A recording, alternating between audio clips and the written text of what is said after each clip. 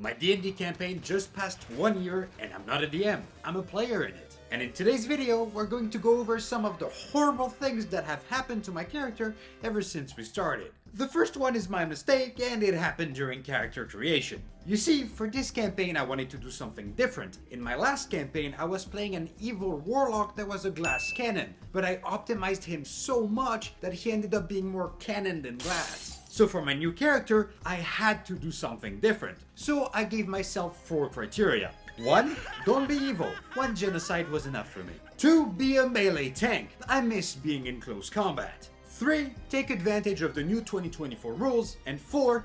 Be weaker. My last character felt too strong at times compared to the rest of the party, so I wanted something that relies more on teamwork and good strategy rather than relying on busted Eldritch Blast combos. So number 1 is easy to solve, just don't make the character evil. Number 2. Be a melee tank. You are probably thinking the same thing I was, a barbarian. I love my raging boys. But we have a new character in this campaign, and she wanted to play a barbarian, so I picked something else. And that's where number 3 comes in. One of the classes that got the most love in 2024 is the monk. So I chose that. And for number 4, to be weaker, well, let's just say that I fully committed. I didn't just make my character weaker, I made him into the worst multi-class possible in the game. For those of you that watch my videos, you know that I'm talking about the monk paladin multi-class. That was the first big mistake. So my character is ready. His name is Arrepentido, or Are for short. Repentant. As you can imagine, that's not his real name, but that reveal will come later. Instead, let's begin with our series of tragic events. I'm level 2, multi-classed, and ready to die.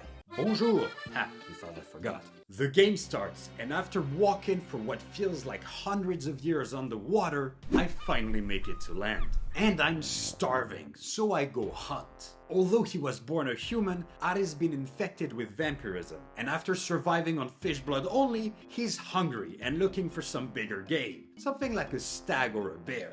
Survival check. I pass with flying colors, and I find something. It looks like an owl, but bigger and unaware.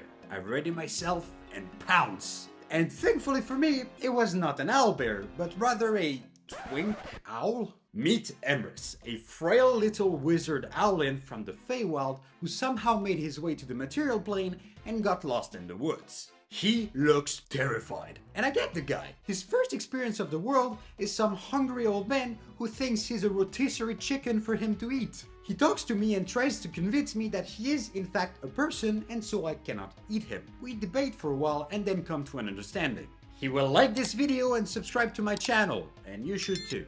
Joke aside, he'll help me look for some game, and in exchange I'll protect him until we reach the nearest city. But something feels off in the way that kid is talking. Maybe it's cause he's from the Feywild. I pay no heed, and eventually we find some large seagulls, and I decide that those will be my meal. Now here comes the part where my DM is just a dick. Instead of making me roll for a survival or athletics check to hunt the seagulls, he makes me roll initiative. What do you mean roll for initiative? Those are just seagulls, right? Right? No. Those are homebrew monsters that he calls thundergulls, which have a mean bite and explode with lightning. I'm level 2 and I was brought to 1 hit point by some bloody seagulls.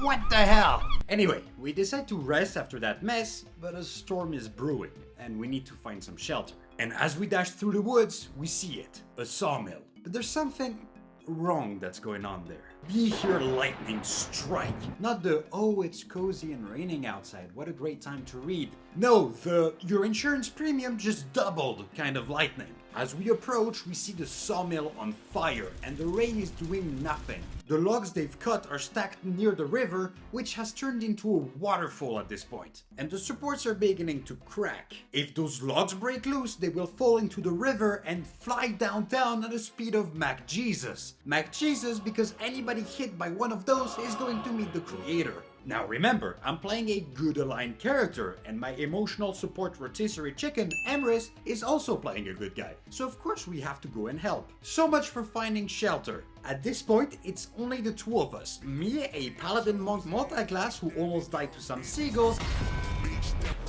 and we got Emrys, a twink owl of a wizard who looks like if the wind blew a little too strong, it would literally count as assault. But thankfully, that's the moment we meet the rest of our soon-to-be party. Valmo, an absolute unit of a barbarian. Echo, a badass satyr rogue. And Esme, a witch. I do not like Esme, but more on that in a second. By the way, her class is the Occultist by Kibbles Tasty, which is the best take on a witch I've ever seen in D&D, so if you want to play one, go check it out. And while you're at it, go check out his Kibbles Compendium of airships and artifacts on Kickstarter. It also contains the Paragon and Summoner classes, which are bangers. This is not a sponsorship, his stuff is just that good. Back to our story. Now that we have more hands, we decide to split the tasks, trying to salvage the situation. Valmol and I are both meatheads, so we decide to help with the physical labor, trying to stabilize the logs before they fall off. Esme goes looking for help, and Echo and Emrys rush towards some busted control mechanism of the sawmill. Yes, there is somehow an arcane mechanism controlling the mill. It's D&D, whatever, it makes sense. So, as I'm trying to hold the logs, the DMs asked for strength checks. Remember how I made my character weaker on purpose? Well, the dice gods came in clutch, and I locked in. With Valmol's help, we managed to stop all the logs. Well, mostly. One of them falls and spears one of the mill workers, John, right in the chest. We hear the ribs crack. Valmo lets go and rushes in, trying to deflect the log and John off the river. He rolls an athletics check, 13. That's not quite enough to deflect the log with John holding on to it. But that man is a hero. He understands what's at stake and just lets go, sealing his fate, but saving the town from potential disaster. You'll be missed, soldier. Meanwhile, Emrys and Echo somehow fix the console and manage to quell the flames, locking down the mill and ensuring that it doesn't turn into a hydraulic rocket factory. And Esme went looking for help. And you know what she found? Fucking bears! And she was kind enough to bring them back to the rest of us. So now the bears are terrified and confused by the fire and the lightning, and somehow one of the cubs slips and falls right next to us. So now Mama Bear views us as a threat. Thanks, Esme, super helpful. You understand why I have a problem with her? Anyway, I could fight a bear. Should I fight a bear? Fuck no! I barely recovered from fighting some seagulls. I'm not fighting a bear now. So instead we go for a tactical retreat. And the dice god giveth, and the dice god taketh away.